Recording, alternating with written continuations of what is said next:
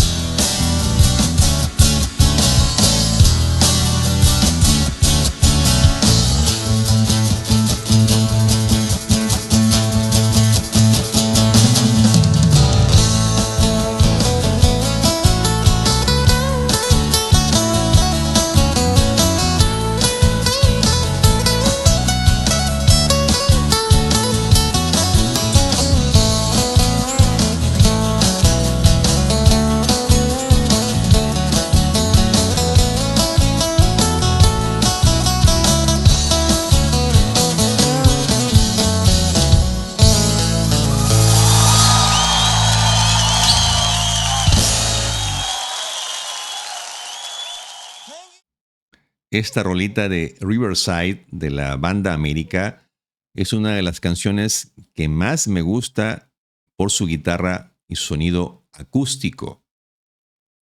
Esta canción, Riverside, viviendo a orillas de un río, es una canción que envía un mensaje subliminal muy importante. El río, un símbolo recurrente en la literatura y la música, representa el flujo constante de la vida y la capacidad de adaptarse a sus cambios. Y la vida junto al río es una metáfora de vivir en armonía con el entorno y aceptar lo que viene sin resistencia.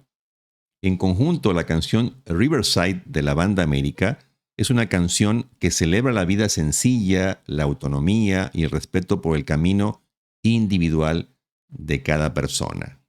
Un clásico de mis favoritos. Hazme llegar tus comentarios. Soy Javier Noviembre. Apóyame con likes, suscripciones. Y no olvides que al mal tiempo, musicalmente que estamos viviendo, qué mejor escuchar estos clásicos, esta música que nos llega al alma. Hasta la próxima.